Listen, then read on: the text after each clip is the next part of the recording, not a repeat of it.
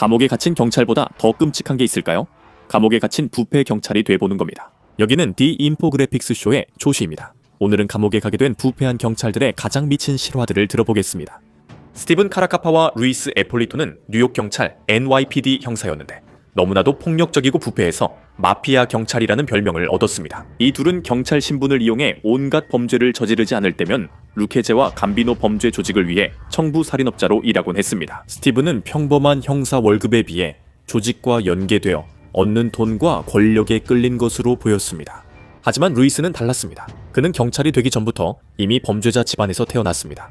그의 아버지 랄프 에폴리토는 감비노 범죄 조직과 연관됐고 삼촌과 사촌도 마피아 조직원으로 악명 높은 청부 살인업자들에게 암살당했습니다. 마피아 연관자 버튼 카플란의 증언이 이들의 몰락에 큰 역할을 했습니다. 수십 년이 지난 후 스티븐과 루이스는 이미 비리 경찰이었고 루체제 범죄 조직의 언더보스인 안토니 가스파이프 카소로부터 뇌물을 받기 시작했습니다. 처음에 그는 두 사람에게 내부 정보 대가로 월 4,000달러를 지급했습니다. 이후 경찰이 마피아 조직원 체포 시 보상을 받을 수 있음을 알게 됐습니다. 그래서 그는 경쟁자를 제거해달라고 의뢰하기 시작했고 이는 매우 수익성 있는 사업이었습니다. 가소 본인의 증언에 따르면 스티븐과 루이스는 감비노 조직의 연루자인 제임스 하이데를 납치해 카소에게 넘겼고 카소가 직접 그를 처형했습니다. 하지만 두 형사는 뇌물뿐 아니라 마피아를 위해 청부살인도 저질렀고 그중 한 건은 피해자 입에 죽은 카나리아를 넣어 경고했습니다. 그들은 1990년 드라이브 바이 총격으로 감비노 조직 카포 에드워드 에디리노를 살해했고 다이아몬드 상인이나 노조 보스 등 무작위 살인도 저질렀습니다. 정보를 제공하거나 살인을 저지르지 않을 때에도 그들은 마약 밀매, 협박 등에 가담했고 은퇴 후에는 라스베이거스로 이주해 자신들의 흔적을 감추기 위해 예전 동료들을 살해하는 것도 고려했습니다. 그리고 나서 상황이 조금 이상해졌습니다. 스티븐 카라카파는 라스베이거스 여성교정시설에서 교도관으로 일하게 되었습니다. 루이스 에폴리토는 마피아 캅, 가족이 마피아였던 정직한 경찰의 이야기라는 유쾌한 상징적 책을 집필하며 소소한 유명인이 됐습니다. 아카데미상 수상 배우 조 페시와 친구가 된 뒤 그는 연기를 시작해 로스트 하이웨이, 프레데터 2, 좋은 친구들 등에서 작은 역할을 맡았습니다. 자동차 딜러십에서 일하기 전까지 마피아 경찰들은 이중 범죄 생활이 들키지 않을 것 같았습니다. 그것은 우리가 앞서 언급했던 브루클린 갱스터 버튼 카플란이 자신의 형량을 줄이기 위해 둘 다를 밀고 하기 전까지였습니다. 두 경찰관 모두 2005년에 체포되었고 그들에게는 조직 범죄, 사법 방해, 갈취, 그리고 8건의 살인 및 공모 혐의가 적용되었습니다. 수년간의 재판 끝에 에폴리토는 종신형과 2009년에 100년형을 추가로 선고받았습니다. 카라카파는 종신형에 80년이 추가됐습니다. 이는 이 사기꾼이자 살인자들이 감옥에서 자신들이 잡아넣은 자들, 그리고 과거 배신했던 마피아 적들과 평생을 함께 계야 함을 뜻합니다. 수년간 끔찍한 범죄를 저지르고 정의를 피해 다닌 끝에 스티븐 카라카파와 루이스 에폴리토가 결국 각기 다른 교도소에서 길고 가혹한 형기를 홀로 시작했다는 점이 약간의 위안입니다. 카라카파는 플로리다 USP 콜먼 교도소에서 약 10년을 보낸 뒤 노스캐롤라이나로 이송됐으며 이미 사기엠과 힘겹게 싸우고 있었습니다. 그는 판사에게 자비를 요청했지만 전과 때문에 거절당했습니다.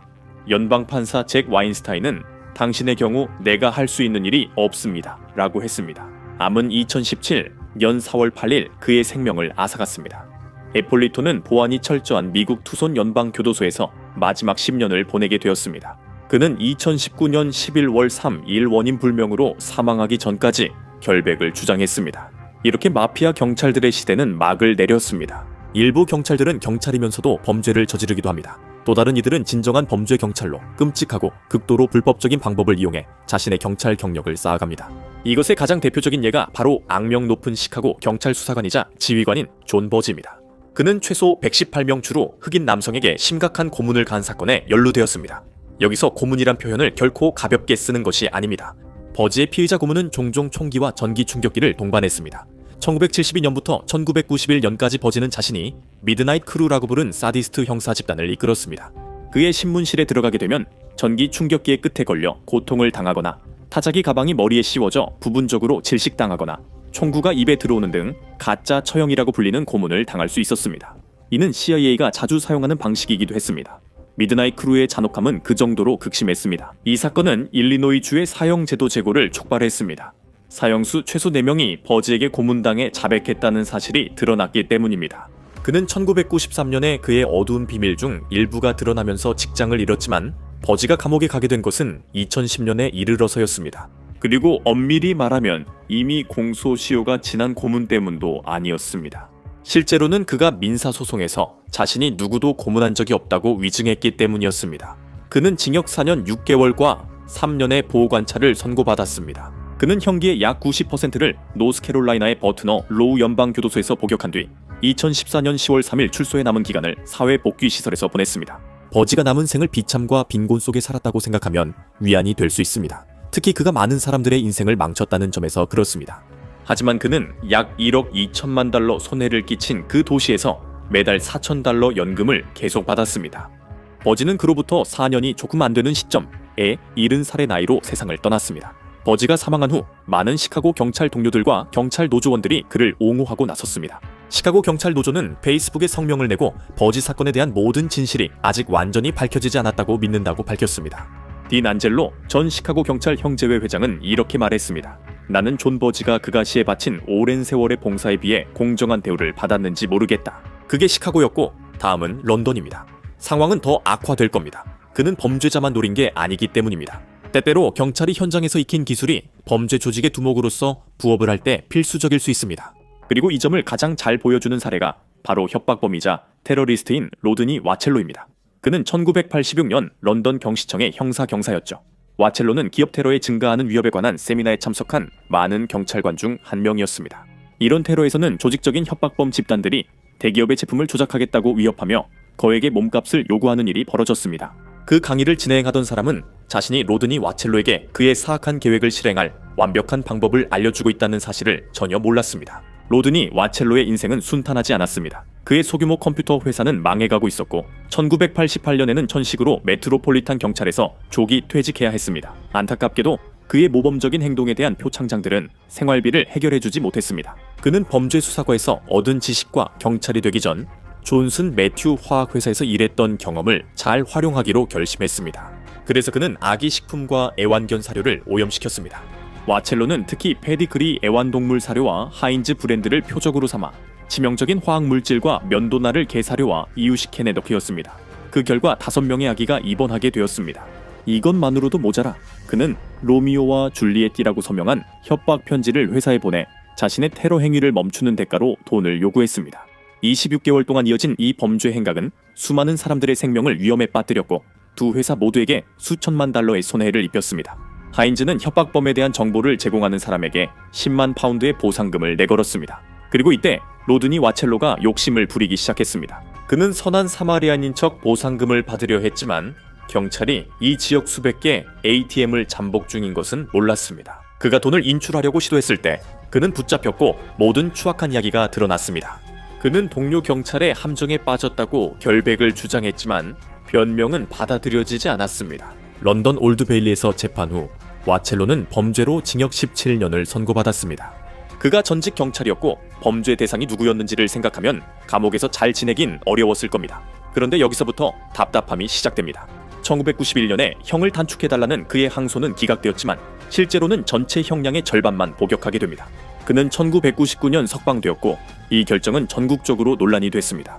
50세가 된 그는 감옥의 스트레스로 머리가 완전히 하얗게 변했습니다. 그는 감옥에서의 힘든 시간이 속죄에 충분했다고 주장했습니다. 로드니 위첼로의 행방은 아무도 모릅니다. 그는 아직 어딘가에 있을 수 있고 우리가 확실히 아는 또 다른 부패 경찰관도 살아있습니다. 오늘 소개할 인물은 뉴욕 거리를 활보했던 최악의 인물 중 한 명이었습니다. 마이클 다우드는 1982년 NYPD에 입사했지만 매년 약 100건의 살인사건이 발생하는 도시에서 숫자 감소에 거의 기여하지 못했습니다. 그는 곧 마약 밀매업자가 되었고 미국에서 가장 강력한 조직 범죄 집단 중 하나인 도미니카계 미국인 디아즈 조직의 행동대원이 되었습니다.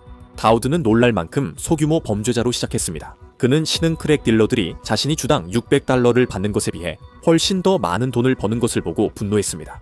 그래서 다우드가 잘못된 길로 가는 건 당연해 보였습니다. 그가 처음으로 경찰 윤리 강령을 어겼던 것은 수천 달러의 미납 주차 딱지가 있는 범죄자를 200달러의 현금을 받고 풀어준 일이었습니다. 80년대였고 200달러면 훌륭한 랍스터 점심을 먹을 수 있었습니다. 그가 디아즈 조직에 합류했을 때 그는 주당 8,000달러를 받았고 24,000달러의 계약금도 받았습니다. 즉, 그는 루켓의 패밀리가 마피아 경찰에게 주던 돈보다 훨씬 더 많은 돈을 실제로 벌고 있었습니다. 예전엔 빨간 콜벳, 뉴욕집 세 채, 플로리다 콘도도 살 수 있었습니다. 마이클 다우드에겐 범죄가 돈이 되는 것처럼 보였습니다. 그는 디아즈에게 경찰 정보를 넘겨주고 조직의 라이벌들을 단속하면서 자신의 몫을 챙겼습니다. 하지만 돈, 마약 밀매, 알코올 중독이라는 무법자 생활이 결국 그를 덮치고 말았습니다. 그는 많은 부패 경찰들과 함께 기소되어 경찰 조직의 평판을 크게 훼손했습니다. 그는 1994년에 유죄 판결을 받고 16년형 중 12년을 감옥에서 보냈습니다. 하지만 여기서 마이클 다우드는 기존 틀을 깹니다. 2015년 레딧 AMA 등 본인 진술에 따르면 그는 감옥에서 삶을 완전히 바꿨다고 합니다. 그는 운동과 독서를 하며 자기 자신을 발전시켰고 동료 죄수들의 동료 상담사로 일했다고 주장합니다. 그리고 이것에는 어느 정도 사실이 있는 것 같습니다. 2004년 출소 후 그는 범죄를 저지르지 않고 미디어 분야에서 일하며 합법적 시가 회사를 공동 소유하고 있습니다. 그것도 80년대에 그를 타락시킨 전직 범죄 보스 아담 디아즈와 함께입니다. 하지만 또 다른 부패한 경찰은 다시 바른 길로 돌아올 것 같지 않습니다. 로버트 스미스는 2020년에 은퇴할 때까지 총 $10만 의 뇌물을 받고 동료 경찰관들과 심지어 교통사고 피해자들까지 자신이 비밀리에 지분을 가진 지역 견인업체로 유도하는 역할을 했습니다. 그는 자신을 퀸스 관할서 배고 구역에서 가장 부패한 경찰 중 한 명이라고 자랑스럽게 불렀습니다. 하지만 수상한 거래와 사기는 로버트 스미스의 진짜 끔찍한 범죄 중 가장 사소한 것이었습니다. 그는 순찰차를 아무 흑인 시민 옆에 세우고 그들이 어떻게 반응하는지 보기 위해 총을 겨누는 것을 습관처럼 했습니다. 그는 그런 일 후 친구들에게 문자로 비웃고 인종차별적 욕설을 했으며 배지 번호를 묻는 이에게 답하지 않고 낯선 사람들을 괴롭히고 동료들에게는 인종 및 성차별적 발언을 했습니다. 스미스가 완전히 부패한 경력을 마무리할 즈음 경찰 일을 그만둔 후에는 그에게 제기된 공식적인 민원이 33건이나 되었습니다. 45세에 그는 마약 밀매를 두 번째 직업으로 선택했습니다. 실제로 잠복 경찰이었던 2명의 마약 밀매업자에게 접근해 일을 시작하려 했습니다. 그는 범죄를 저지를 때 총과 예전 NYPD 신분증을 가지고 다니겠다고 공개적으로 말했습니다. 이것만으로도 충분히 나빴지만 그는 세 번째 잠복 경찰에게 접근해 헤로인 1kg을 $1200에 사며 스스로 운명을 결정지었습니다. 그는 2022년 체포 후 재판에서 공개적으로 울며 잘못했습니다.